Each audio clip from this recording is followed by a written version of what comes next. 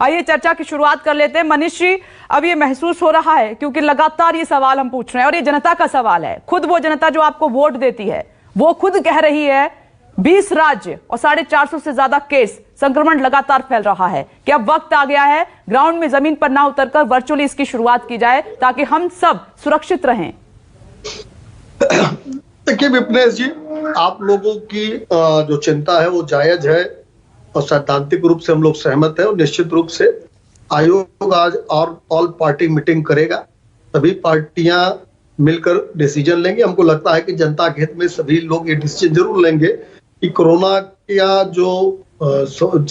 की जो समस्या है, कोरोना से जो समस्या उत्पन्न हो सकती है उससे कैसे निपटा जाए, और जो भी निर्देश चुनाव आयोग देगा, जो भी गाइडलाइन देगा, उसका पालन भारतीय जनता पार्टी अवश्य करेगी।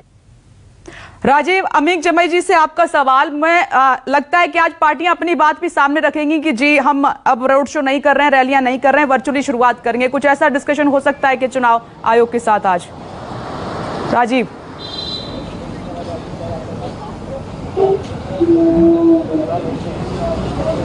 देखिए, निश्चित तौर पर इलेक्शन कमीशन राजनीतिक दलों के साथ आज बातचीत जो करेगा उसके एजेंडे पर सबसे पहला जो है वो ओमिक्रॉन में राजनीतिक दल अपनी मर्यादा, अपनी नैतिकता, अपनी सीमाएं कहां तक रखेंगे और चुनाव आयोग उनसे क्या अपेक्षा करता है, ये बात जरूर होगी। लेकिन कुल सवाल यह है, मैंने देखा है पश्चिम बंगाल में जब चुनाव हुआ था उस समय भी इलेक्शन कमीशन ने इस तरह की बैठक की थी और कोरोना की दूसरी लहर में लगातार लोगों की मौतें होते जा रही थी, संक्रमण फैला जा रहा था, लेकिन एक भी राजनीतिक दल ने ये जा करके नहीं कहा। हालांकि बाद में जब चुनाव खत्म होने लगा, एकदम अंतिम के चरण थे, तब राजनीतिक दलों ने थोड़ी रोक की बात की थी।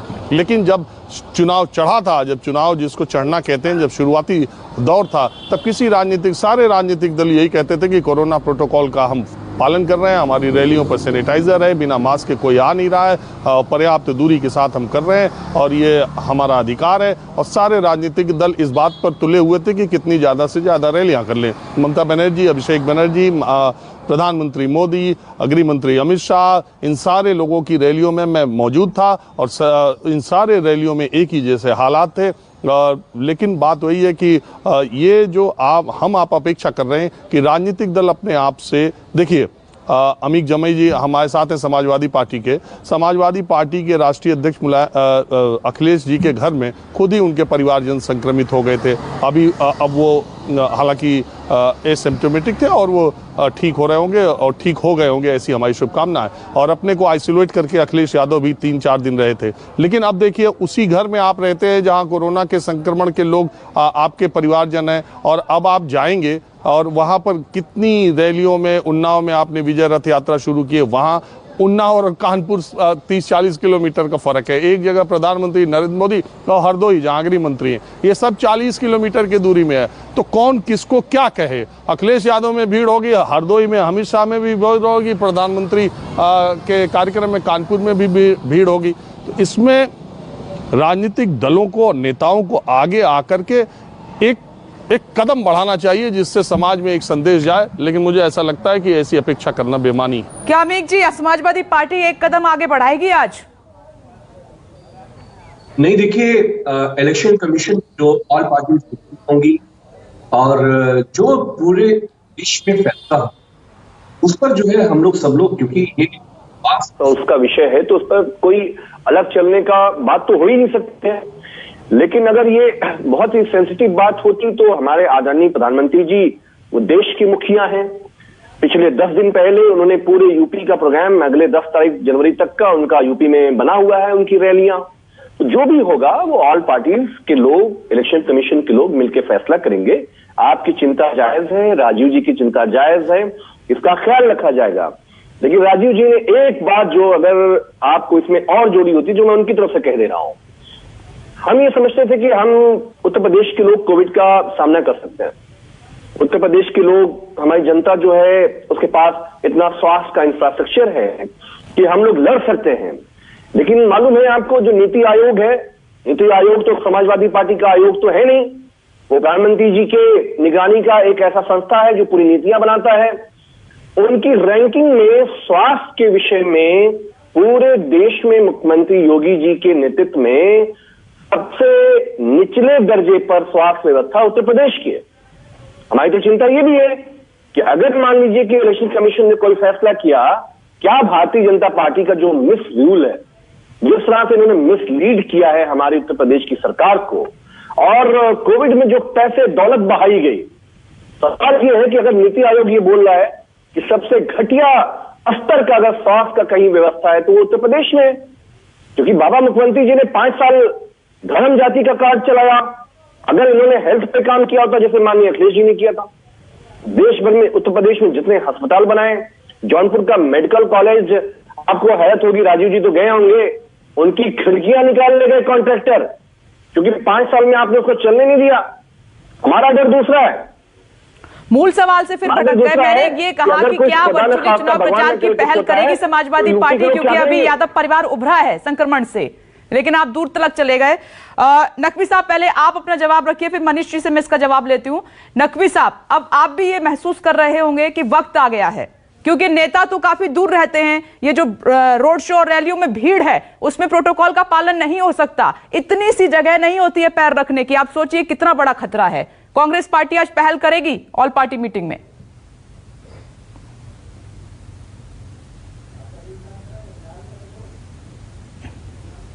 नकवी साहब, चलिए, आवाज नहीं जा रही है राजीव, लेकिन ये सवाल वाजिब है राजीव।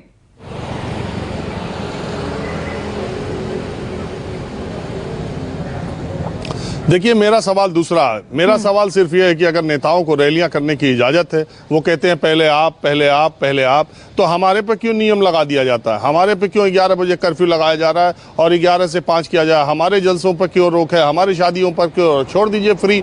जब भगवान भरोसे ही चलना है तो आप छोड़ सकते हैं फ्री। क्यों नए साल के जश्न पे आम लोगों को आप रोक रहे हो? क्यों क्रिसमस पे आप रोक रहे हो? आप अपने, जिस दिन क्रिसमस होता है शाम को 200 से ज्यादा लोग डरते हैं घरों से जाने में, आप रैलियां कर रहे हो। उसी दिन योगी आदित्यनाथ रोड शो कर रहे हो, उसमें हजारों लोग आ रहे हैं। 2 तरह के पैमाने नहीं होंगे। उसी दिन इकाना स्टेडियम में यूपी सरकार कार्यक्रम कर रही है, उसमें 50,000 बच्चे एक साथ उसमें आ रहे हैं, तो 2 तरह के पैमाने नहीं होंगे। अखिलेश यादव में आज के दृश्य आप देखिएगा किस तरीके के होंगे।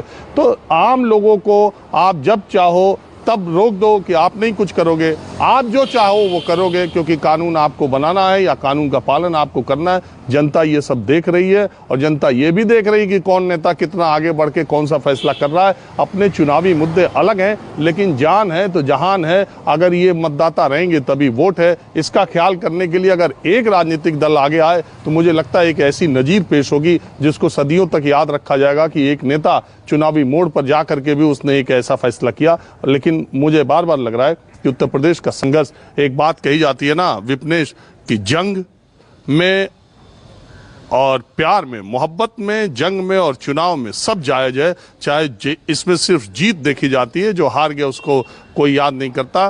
तो जीत देखी जाती है और इस जीत के लिए आदमी साम दाम दंड भेद सब अपनाता है। तो इसी तरह ये मोहब्बत और जंग की तरह चुनाव है। इसमें मुझे उम्मीद नहीं लगता कि कोई भी नैतिकता या कदम बढ़ा करके या त्याग की भावना से कोई आगे आएगा।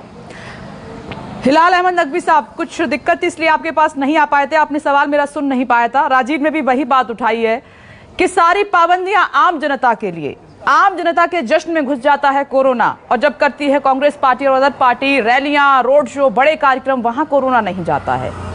ये समझ नहीं आ रहा, ये कैसा है कोरोना? देखिए, ये चिंता जो है निश्चित रूप से हम सबको है, और खास करके जब हम उत्तर प्रदेश में रह रहे हैं जहां पर स्वास्थ्य व्यवस्था जो है पूरी तरह से ध्वस्त हो चुकी है। आज नीति आयोग ने कहा है कि उत्तर प्रदेश जो है वो स्वास्थ्य व्यवस्था में देश में सबसे खराब स्थिति है। बेशक इसके ऊपर जो है वो निर्णय लेना चाहिए, बेशक इसके ऊपर इलेक्शन कमीशन को जो है वो आगे बढ़ करके अपनी एक गाइडलाइंस देनी चाहिए, जिससे कि सारे राजनीतिक दल जो है वो उस गाइडलाइंस के हिसाब से काम करें। अब रही बात इसकी कि कोरोना का, कि वो आम जनता के लिए सारे उसके अंदर रोक टोक होती है, जब राजनीतिक रैली होती तब नहीं होती है, ये और ज्यादा चिंता को बढ़ाता है।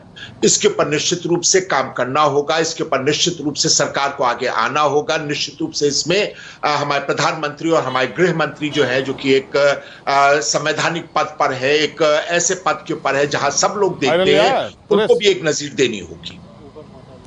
विपक्षी पार्टियों की कोई जिम्मेदारी नहीं है? नकवी साहब, ठीक है, मैं मानती हूं ये सवाल मैंने बीजेपी से पूछा कि केंद्र में राज्य में सरकार बड़ी पार्टी, उनकी नैतिक जिम्मेदारी, बड़ी जिम्मेदारी पहले है, लेकिन क्या विपक्षी पार्टियों की कोई जिम्मेदारी नहीं है? कोई पहल आपकी तरफ से नहीं की जा सकती क्या पहले?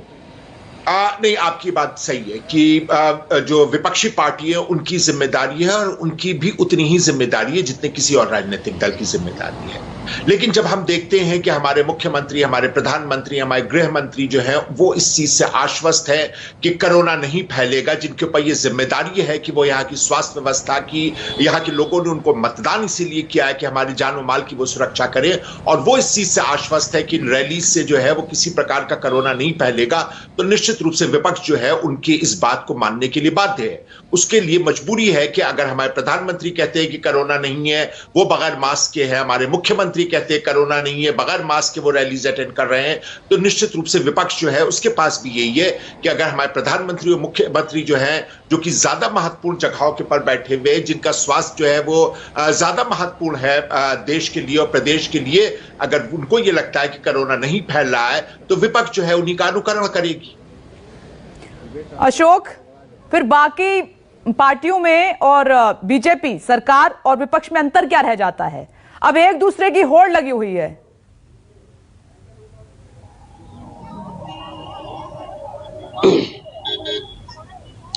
देखिए, निश्चित तौर पर जो बात अभी थोड़ी देर पहले निकलकर सामने आई थी कि किसी न किसी को तो पहल करनी पड़ेगी अगर कोरोना के संक्रमण से बचना है।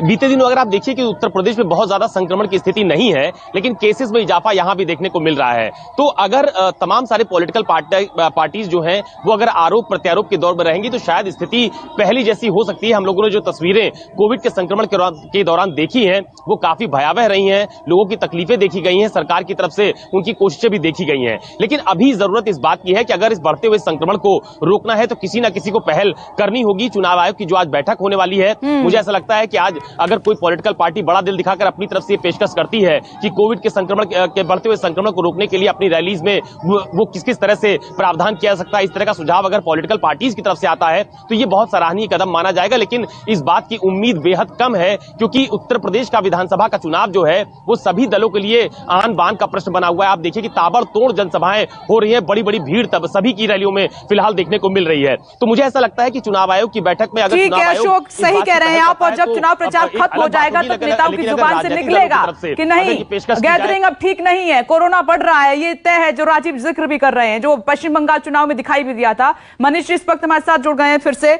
मनीष जी, अमीक जी का भी यही सवाल है और नकवी साहब का भी यही सवाल है कि सबसे बड़ी पार्टी है, प्रधानमंत्री नरेंद्र मोदी हैं, मुख्यमंत्री योगी आदित्यनाथ हैं, तो जिम्मेदारी पहले इनकी बनती है। क्यों नहीं रुक रहे प्रधानमंत्री, क्यों नहीं रुक रहे योगी आदित्यनाथ, क्यों कर रहे हैं रैलियां? हमसे क्यों सवाल पूछा जा रहा है? पहल करे बड़ी पार्टी, सरकार करे पहल पहले। देखिए, दो बातें हैं। एक तो चुनाव आयोग के लिए सभी दल बराबर होते हैं और सभी दल के लिए आयोग बराबर होता है, और चुनाव जो होते हैं वो आयोग के गाइडलाइन के आधार पर होते हैं, दिशा निर्देश के आधार पर होते हैं। और हमको लगता है सामूहिक जिम्मेदारी से जो लोग भाग रहे हैं उनका भरोसा लोकतांत्रिक व्यवस्थाओं में या तो नहीं है या तो वो रास्ता निकाल रहे हैं। देखिए, भारतीय जनता पार्टी, मैंने पहले ही दौर में कहा कि जो भी निर्देश होगा, जो भी गाइडलाइन होगी, उसका अक्षरशः पालन भारतीय जनता पार्टी करेगी।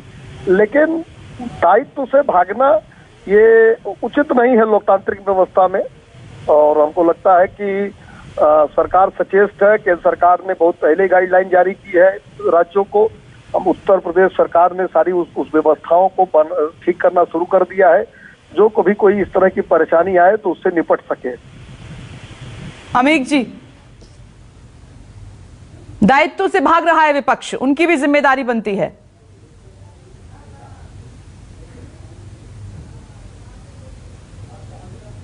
अमीक जमाई जी जवाब दीजिए, मेरी आवाज अगर आपको मिल रही है। सर नकवी साहब, क्या आपने सुना मनीष जी को?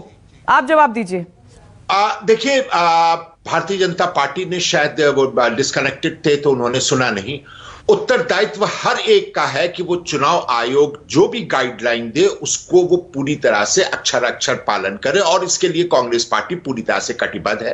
कांग्रेस पार्टी ने बंगाल में सबसे पहले थी जिसने कि अपने आप को चुनावी रैली से बाहर कर लिया था। उसके बाद में फिर वहां के पर किसी ने ये नहीं कहा था कि हाँ कोविड की वजह से किया गया है। उसमें भी बागी साहब कांग्रेस जो है उसका कोई स्टेक नहीं है, कांग्रेस की वहां पे कोई वजूद नहीं था, इस वजह से जो है नहीं नकवी साहब, कांग्रेस ने भी खूब रैलियां की, खूब प्रचार में बढ़चढ़ का हिस्सा लिया। आखिरी वक्त में ये बात कही गई, आखिरी वक्त में सबसे पहले हमने जो है इससे अपने आप, हाँ ये मानती हूँ, आखिरी वक्त में ये बात कही गई राहुल गांधी की तरफ से, उसके बाद में बाकी लोगों ने किया। तो इसलिए कांग्रेस पार्टी अपनी जिम्मेदारी को लगातार निभाती चली आ रही है, और ये जिम्मेदारी जो है वो निभाने के लिए हम आज भी तैयार हैं। लेकिन हमारी सिर्फ इतनी सी मांग है, सिर्फ हमारी इतनी सी मांग है कि हमारे प्रधानमंत्री, मुख्यमंत्री और गृह मंत्री जो है ये प्रदेश के लिए ही नहीं देश के लिए बहुत ही महत्वपूर्ण पदों के पर आसीन है। अगर उनको किसी प्रकार का कोई संक्रमण हो जाता है तो पूरा देश और प्रदेश जो है उससे प्रभावित होगा। तो हमारी सवाल इन्होंने पहले उठाया था नकवी साहब ने, मैं चाह रही हूं इस पर जवाब दीजिए आप मनीष जी, फिर मैं जाती हूँ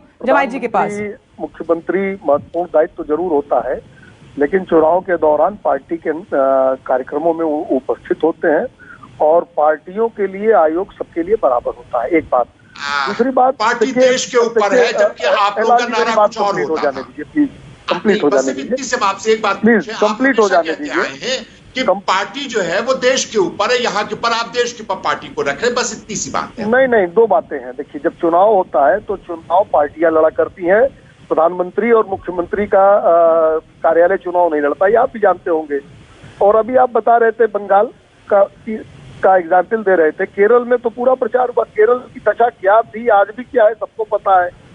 तो मुझे लगता है कि देखिए हिलाल भाई, इस डिबेट में पढ़ने से बढ़िया है कि अभी जब चुनाव आयोग के सामने जब सभी पार्टियां जाएंगी और जब रुख रखेंगी तो सबका रुख क्या है ऑफिशियली ये सामने आ जाएगा, सबके सामने आ जाएगा कि ऑफिशियली सभी पार्टियां क्या चाहती है। विपनेश जी आज ही शाम 4 बजे बैठक है।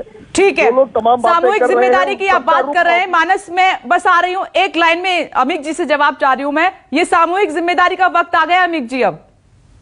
नहीं, मैंने आज से पहले भी कहा कि प्राइम मिनिस्टर साहब ने जब अभी देश के नाम निर्देश दिया, उनका बहुत ज्यादा कोविड पर और इन सब चीजों पर बहुत उनका दुख वो अपना प्रकट कर रहे थे। चलिए, आपकी आवाज ठीक से अमित जी आ नहीं पा रही है, मैं माफी चाहती हूँ। एक बार कानपुर का रुख कर लेती हूँ।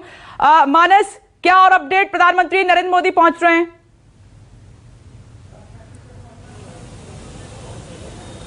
जी 11 बजे का उनका कार्यक्रम है, 11 बजे वो कानपुर पहुंच जाएंगे, और जो कार्यक्रम स्थल पहला है वो IIT कानपुर है। वहां पर दीक्षांत समारोह में शिरकत करने के साथ साथ, जैसा कि मैंने पहले भी तस्वीरों में दिखाया था कि हमारे ठीक सामने IIT का आप ये मेट्रो स्टेशन देख रहे हैं, यहाँ से वो उसका उद्घाटन करेंगे, और उद्घाटन करने के साथ ही साथ वो यहीं से सफ़र करते हुए और रैली स्थल तक जाएंगे और वहाँ पर एक जनसभा को संबोधित करेंगे, एक रैली को संबोधित करेंगे। लेकिन इससे पहले कुछ तस्वीरें मैं जो और दिखाने की कोशिश कर रहा था कि किस तरीके से इस पूरे कार्यक्रम को प्रचारित किया जा रहा है, और देख रहे होंगे आप लगातार विकास की एक के बाद एक सौगातें दी जा रही है। और मेट्रो की जो सौगात है वो अपने आप में इसलिए महत्वपूर्ण है क्योंकि अखिलेश यादव बार बार इस बात को कहते रहे कि योगी सरकार ने उनके अलावा, मतलब जहाँ तक उन्होंने पटरियाँ बिछा दी, उसके बाद 1 इंच भी आगे नहीं बढ़ी मेट्रो। लेकिन आज इसका ये उद्घाटन यहाँ पर जब हो रहा है तो निश्चित तौर पर सियासी हमले भी होंगे, प्रधानमंत्री की तरफ से भी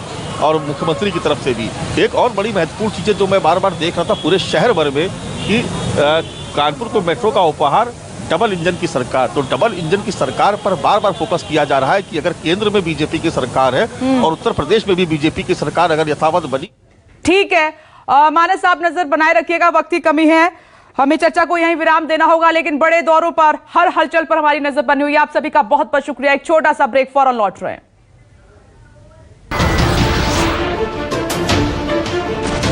नमस्कार, मैं हूं मानक गुप्ता। अगर आपको हमारा ये वीडियो पसंद आया हो तो इसे लाइक और शेयर जरूर करें, और हां, हमें सब्सक्राइब और फॉलो करना ना भूलें ताकि आप देश और दुनिया की कोई खबर मिस ना करें। तो जुड़े रहिए हमारे साथ और देखते रहिए News 24।